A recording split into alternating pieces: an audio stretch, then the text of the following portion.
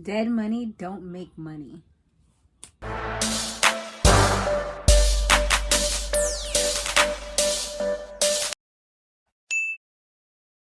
Hey, what's up? What's going on, everybody? So today we're going to be talking about power.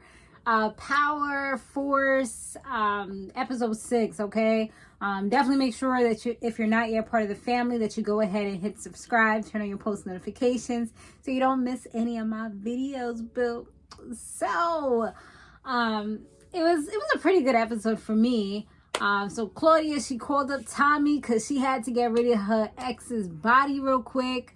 It seemed like something that she wasn't really used to. Like, you could tell she wasn't about that life. Remember, she was the one from the family that was mainly in the she was the one from the family that was mainly, doing the books and stuff like that. Like, she was in the office. She wasn't the one out there like doing all the hitting and the shooting and all that stuff. So it was definitely a different experience for her. She even tried to ask Tommy, like, like kind of like asking him, like, is this what you do all the time? Like, you seem so like, numb to this. Like, it's nothing, like this is like back of your hand type of business, So Diamond and Jared, they put their mans down to rest, and they also gave the mother of their boy some cash or whatever.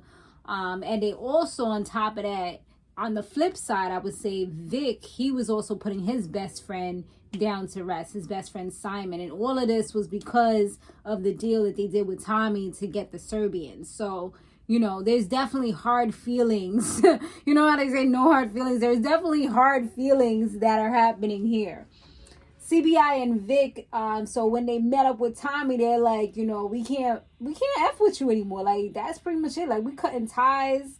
After the situation with the Serbians, we done. You bad for business, and we're gonna just buy you out and take your product, take the products that you have, and that's it. Give you the money for it. So they're willing to pay $38K. Gerard wasn't trying to do it. He was being on some cheapola stuff, but his brother was like, all right, we got you. So $38K for 10 kilos of the white powder. And that's just how it's about to go. So, yeah. But Liliana, she is a rider. Like, she is a ride or die one for sure. Like, and she not even like his woman or nothing like that. That's the crazy thing about it. But she's ready for the next move. Even though she just got shot, like, she down for whatever. She even invested some of her own money into Dahlia. Because she know, like, all right, I'm in it. Like, dead money don't make money. So I'm going to do what I got to do, y'all. And so, Claudia, she said that Dahlia is kind of different. Like, Dahlia is high end, and Tommy came up with a plan to make sure that they stay low key, but they also are able to do it in like a decent place. So everything kind of worked out with the first run. They met up with some of the people that was part of the whole thing. Like, some of the people that was part of his previous run that he did when he was trying to help out the CBI dudes. So he already got connects on his back burner that he knew, like, he could call up when he needed something. So Tommy's like a very strategic type of person. Even though, it seemed like he's doing something to help somebody, he's also doing things to help himself in the process. So, he's definitely, he got that business mentality, you know what I mean? Like, make sure you network, you take connects, and, and you keep them Rolodexes, on deck in case you need them. You get them business cards for when you need to call somebody up real quick, you need a job or whatever it is, So Walter, he gets raided by the FBI at his job, which is actually a dialysis center, but his daughter ended up coming to save the day, Claudia, even though he really didn't give her credit for saving the day. Like, he was trying to put in the password, didn't know what to do, and he was mad because she took a while to come because she's having her own life. So it's like, instead of saying thank you for saving the day, giving them the papers that they needed so that they can back up and leave our company alone, it's like, where the hell were you? This is why you don't need to be on your own, because when I need you, you need to be here. Like, some people, they just love to complain about every little thing.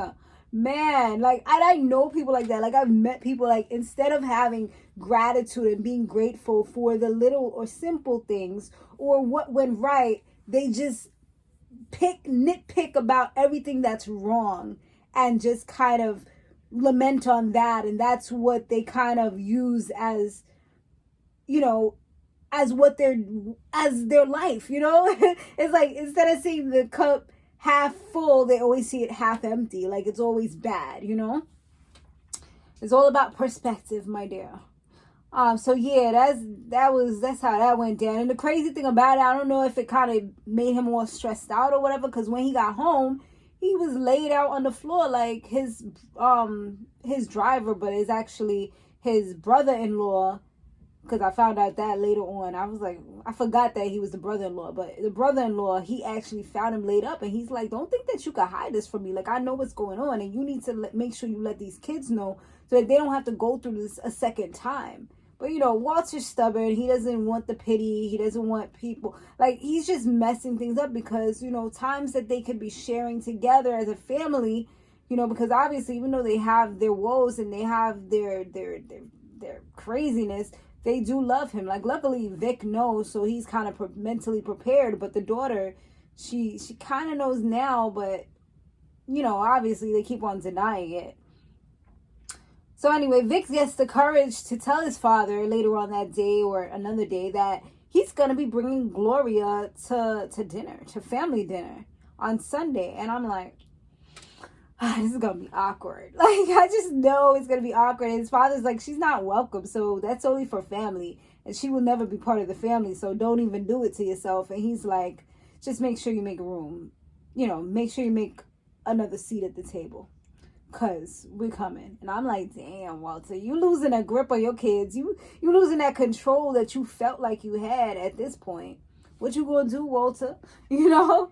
I just feel bad for Gloria because now she's going to be caught in the mix of everything. And this could go really, really bad, you know? So, I don't know. I guess we'll see what happens. But, yeah, it could definitely go pretty bad for her in the future. I mean, not in the future, when she do go to dinner. I feel like he's just going to maybe say something really nasty or just kind of look at her nasty or just most likely say something because I'm pretty sure he's not good at holding his tongue. You know, it's going to just be an awkward situation. But I do like the fact that Vic is stepping up and Vic is showing his father that he's not scared of him and he's going to live his life. I just feel like it's still putting her in a weird position because the father doesn't hold his tongue for anybody and it's going to just make her feel uncomfortable. Like, yeah, I'm pretty sure she's happy that he's making these moves. And then another thing too, like somebody trying to shoot her up. Like, so I don't know if that was something set up with the father, but I kind of don't think so, but who knows? So yeah.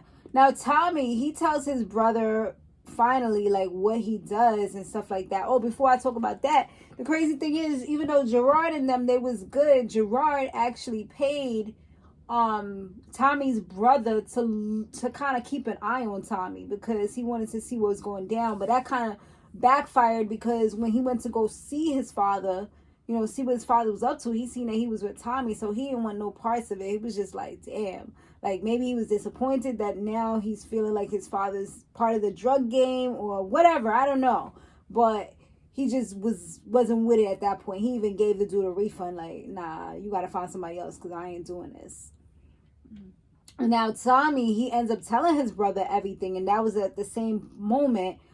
He told him, you know, that he's a drug dealer and what he does and how long he's been doing it, pretty much since he was younger.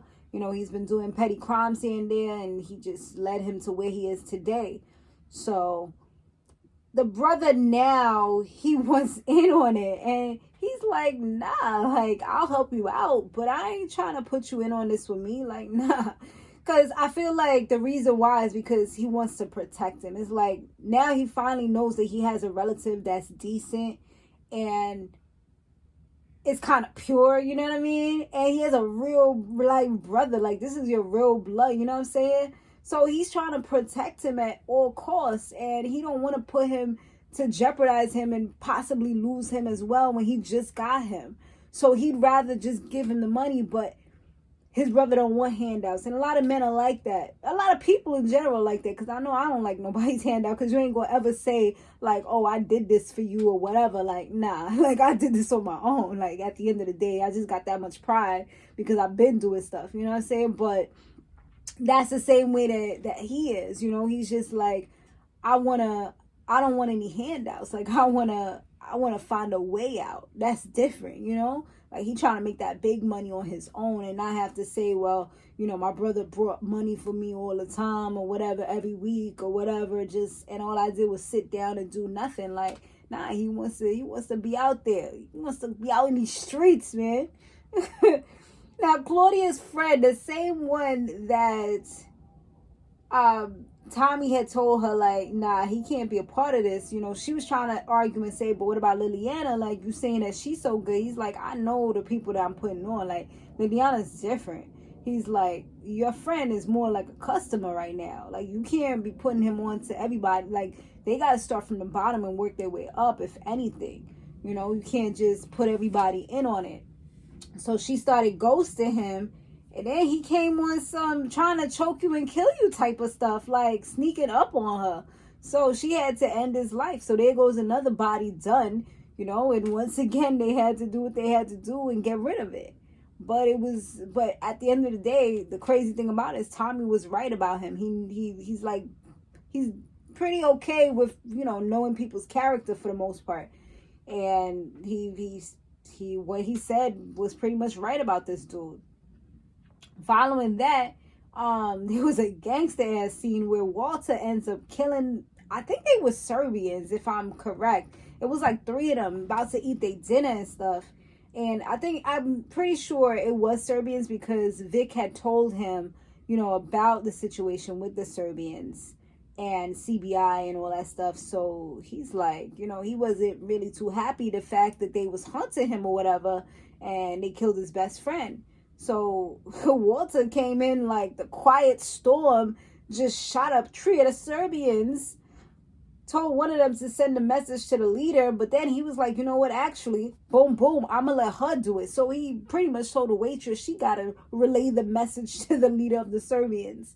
I was like, yo, this shit was dumb gangster. The way he just walked out and then like they put on the drill music or whatever type of music that was, the trap music or whatever, rap music, whatever it was. They put on the music and he's just like, just walking. I'm like, yes, okay, I see you, thug life. But that was pretty cool though. You know, I'm like, at the end of the day, dude don't need to care about nothing because his life about to be over anyway. So it's like these dudes out here that do have lives ahead of them, they don't even care about nothing. Never mind this man who's at his final days or months or years or whatever, you know. So his days are numbered. So he's like, whatever, like he wants some thug life, like gangster. I'm like, okay, Papa, I see why you act the way you do. You don't just talk about it, you be about it, bruh. But yeah, y'all, that was the episode. Let me know what y'all thought down below. Let me see something real quick. If I could switch over. But yeah, you guys. Shout out to you guys that's been over here. All right. And shout out to Quentin, because I know you always be holding me down, bro. And I'll see you on the next one. Sorry for the late review, but I had a lot going on today that I had to handle. I was cleaning up, do spring cleaning. You know, the time change and everything, it just threw me off. But I got y'all. It's a little late, but I got y'all.